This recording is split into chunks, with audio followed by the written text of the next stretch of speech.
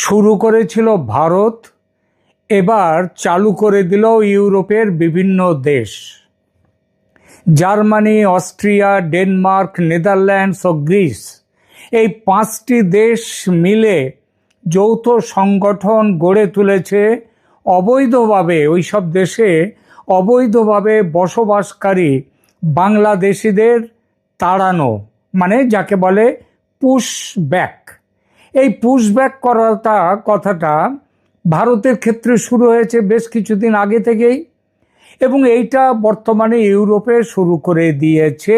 যে 5টি দেশের নাম করলাম তারা একজোট হয়ে, এছাড়া ফ্রান্স এবং ইউরোপীয় ইউনিয়নের মধ্যে না থাকা ইংল্যান্ড পর্যন্ত সে দেশ থেকে বাংলাদেশিদের তাড়াবে কি করে সেই সব ভাবনা শুরু করে দিয়েছে। কোন বাংলাদেশিদের? সবাইকে নয়, যারা অনুপ্রবেশকারী অবৈধভাবে গিয়েছে।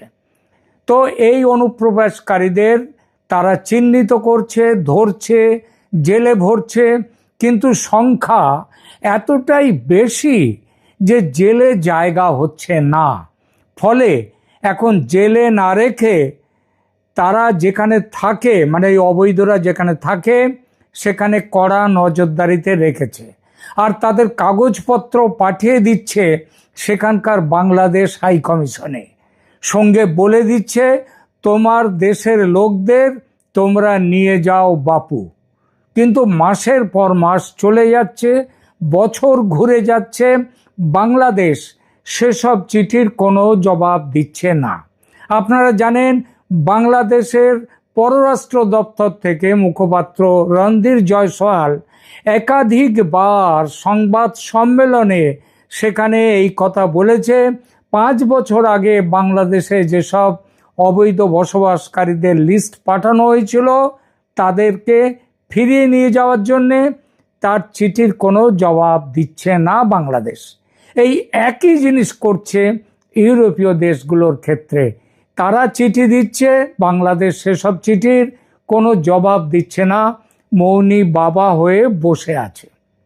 এই একই থিওরি যেটা বললাম বাংলাদেশের ক্ষেত্রেও, এই ভারতের ক্ষেত্রেও নিয়েছে বাংলাদেশ সরকার। বাংলাদেশিদের ধরছে ভারতের বিভিন্ন রাজ্যের পুলিশ, তাদের বাংলাদেশি নাগরিকত্বের প্রমাণপত্র সহ পাঠাচ্ছে বাংলাদেশকে। বলছে তোমাদের লোক তোমরা নিয়ে যাও। ওসব মানুষগুলোই পর্যন্ত বলছে তারা যে বাংলাদেশের অমুক জেলার তমুক গ্রামের বা তমুক শহরের অমুক পাড়ার লোক, তাদের নাম ভোটার লিস্টে আছে বাংলাদেশে, কিন্তু বাংলাদেশ সরকার কোনো জবাব দিচ্ছে না, বসে আছে। বাধ্য হয়ে ভারত এখন ধরেছে অন্য পথ, সেটা হচ্ছে ডিটেন অ্যান্ড ডিপোর্ট। ডিটেকশন করার পরেই তাদেরকে বিভিন্ন জায়গায় হোল্ডিং সেন্টার করেছে, সেখানে পাঠাচ্ছে। তারপর বাংলাদেশের কাছে কাগজপত্র দিচ্ছে, কাগজপত্র অনুযায়ী তাদের ফেরত নেওয়ার রিকোয়েস্ট করছে। যখন সেই রিকোয়েস্টে তারা কান দিচ্ছে না, তখন অন্য পথ ধরছে ভারতের বিএসএফ। কি? শঠে ষাঠ্যং সমাচরেত। যেমন চুরি করে ঢুকেছিলে ভারতে, তেমন চুরি করে ভাগো ভারত থেকে তোমাদের নিজেদের দেশে। যদি না যাও তাহলে আমরা জোর করে তোমাদের ঢুকিয়ে দেব তোমাদের দেশে, ফেলে দেব কাঁটা তারের ওপারে, যার পোশাকি নাম পুশব্যাক। তাতে আবার বাংলাদেশ সরকারের বড় গোসা। এটা আন্তর্জাতিক নিয়ম কানুনের বিরুদ্ধে বলে খুব চেল্লাচিল্লি শুরু করে দিয়েছে সে দেশের সরকার, সরকারের নিরাপত্তা বাহিনী, বিজিবি, তারা, এমনকি সে দেশের মানুষ পর্যন্ত। ভারত কান দিচ্ছে না। বেসরকারি সূত্র মতে 150,000 বাংলাদেশি আইনি পথ, বেআইনি পথ, স্বেচ্ছায় বা অনিচ্ছায় ভারত ছেড়ে চলে গেছে তাদের দেশে। খুব শিগগির পশ্চিমবঙ্গের শুভেন্দু সরকার চিরুনি তল্লাশি শুরু করবে রাজ্য জুড়ে। যেখানে যত বাংলাদেশি নাম ভাড়িয়ে ঘাপটি মেরে লুকিয়ে আছে তাদের ধরবে আর কাঁটাতারের ওপারে ঝপাং করে ফেলে দেবে। তারপর বাঁচা মরার দায়িত্ব তোমার দেশের। বাঁচলে বাঁচো, মরলে মরো। ভারত যেটা করতে পারে সেটা তো আর ইউরোপের দেশগুলো করতে পারে না, কারণ দুই মহাদেশের মধ্যিখানে যে 7 সমুদ্র 13 নদী।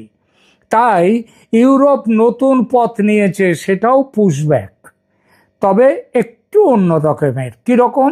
সেটা হলো ইউরোপ থেকে ওদের তাড়াও, প্রথমে পাঠাও অন্য দেশে, সেখানে ঘেঁটো তৈরি করে দাও ওদের জন্যে, থাকুক, বাঁচুক আর মরুক, ঘাড় থেকে এখনকার মতো তো নামিয়ে দাও, পরের কথা পরে দেখা যাবে। কিন্তু নামাতে গেলে তো একটা দেশ দরকার। ঘেঁটো তৈরির দায় কোন দেশ নেবে?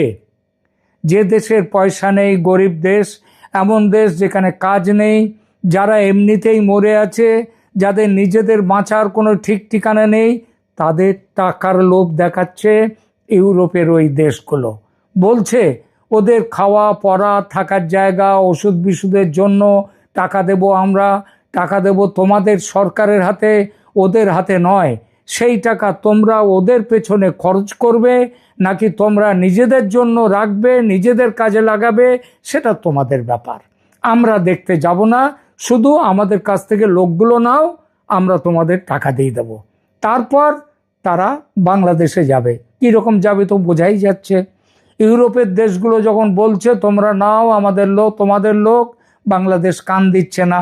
আর কেনিয়া টেনিয়া এইসব দেশ থেকে, নামিবিয়া এইসব দেশ থেকে যখন যাবে, তাদের কথা ওরা শুনতে যাবে কেন? বাংলাদেশ শুনবেই না। এই যাই হোক, তাহলে এই আশ্বাস পেয়ে কেনিয়া ইত্যাদি আফ্রিকান কয়েকটি দেশ এসব অবৈধ বাংলাদেশিদের নিতে রাজি হয়েছে। চুক্তি প্রায় হওয়ার মতো, এখন ফাইনাল টাচ চলছে কিভাবে কি হবে। আফ্রিকা মহাদেশ জুড়ে অরণ্য, অরণ্য মানে অরণ্য, তারা সেটা আবার আফ্রিকার অরণ্য, তাদের মধ্যে বাংলাদেশিদের বাসস্থান তৈরি হচ্ছে। বিনা পয়সার আফ্রিকান সাফারি ভেবে যদি কেউ আনন্দ পান, তবে খুব ভুল ভাবছেন। কিন্তু আফ্রিকার হিংস্র সিংহ আর প্রচণ্ড বিষধর ব্ল্যাক মাম্বার কথা ছেড়ে দিলাম, ওখানকার ভয়ঙ্কর ইবোলা, ইবোলা কি একটা রোগ, অসুখ, স্লিপিং সিকনেস, এইসব রোগে এই 21 শতকেও মৃত্যুর হার 90%। বাঘ সিংহের সঙ্গে লড়াই করে তাদের পোষ মানিয়েছে আফ্রিকার মানুষ, কিন্তু রোগ ব্যাধিকে দূর করতে পারেনি। সেখানেই পাঠানো হবে এই বাংলাদেশি অবৈধ অনুপ্রবেশকারীদের। কারা পাঠাবে? পাঠাবে ইউরোপের 5টা দেশের নাম করলাম, তারা তো বটেই, তারা একসাথে সংগঠন তৈরি করেছে। এর বাইরে ইউরোপের অন্যান্য দেশ আছে। এরা অনেকেই বাংলাদেশিদের বিরুদ্ধে তত নয় যত হচ্ছে মুসলিম অনুপ্রবেশকারীদের, মুসলিমদের বিরুদ্ধে। কিন্তু সেই দলে পড়ে গেছে বাংলাদেশিরা। সাধারণভাবে বাংলাদেশি মুসলিমরা ভারতে, বাংলাদেশের বাইরে অন্যান্য দেশে গিয়ে যারা থাকে, তারা অত বেশি ধর্ম করে মাথা ঘামায় না পাকিস্তানিদের মতো এবং অন্যদের মতো। কিন্তু কি হবে, একটা নিয়ম তো তৈরি হচ্ছে, ফলে ইউরোপ তাদের পাঠিয়ে দিচ্ছে ইউরোপের বাইরে। সেই জায়গা আপাতত ঠিক হয়েছে আফ্রিকার জঙ্গল। এটা কি বাংলাদেশিদের স্বাভিমানে লাগছে না? সরকার কি চোখ বুজে থাকবে বাংলাদেশের? এখনো লজ্জা বলে কোনো শব্দ কি বাংলাদেশের অভিধানে নেই? খুব তো জাতিগর্ব করে বাংলাদেশের মানুষ। এই যে সে দেশের লোকদের ভিখিরির মতো দূরছাই করে খেদিয়ে দিচ্ছে ইউরোপের দেশগুলো, এতে কি মান সম্মান কিছু বাঁচছে? সবশেষে একটা প্রশ্ন, আজকের এই অবস্থার দায় কার? অন্য কারো নয়, বাংলাদেশের রাষ্ট্র ব্যবস্থার, সেখানকার রাষ্ট্র শাসনের, শাসকদের। সেখানকার অর্থনীতি ডুবছে, কিন্তু লোক সংখ্যা ফুলে ফেঁপে উঠছে। যে কারণ জন্ম নিয়ন্ত্রণ করা চলবে না, ধর্মে নিষেধ। ফলে যা হওয়ার তাই হচ্ছে। একজনের খাবার 10 জনের মুখে দিতে গেলে যেমনটা হয় আর কি। পেটের দায়ে মানুষ দেশ ছাড়ে, আর দেশ ছেড়ে আসছিল ভারতে।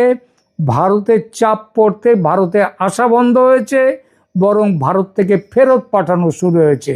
তাই ইউরোপে যাচ্ছিল, আমেরিকায় যাচ্ছে। আর যারা যাচ্ছে এভাবে আমেরিকা থেকে হাতে পায়ে শিকল বেঁধে তাদেরকে পাঠানো হচ্ছে। আর ইউরোপের অন্য দেশ থেকে এখনো শিকল বাঁধেনি, তারা করছে কি আফ্রিকার জঙ্গলে পাঠাবে, সেখানেই এখন বাংলাদেশিদের ভবিতব্য। তাই বলছি এখনো বাঁধ দিন জনসংখ্যার চাপে, নইলে শেষ হবে দেশ। তখন ব্যঙ্গ করে দেয়া নামটাই সত্যি হয়ে যাবে।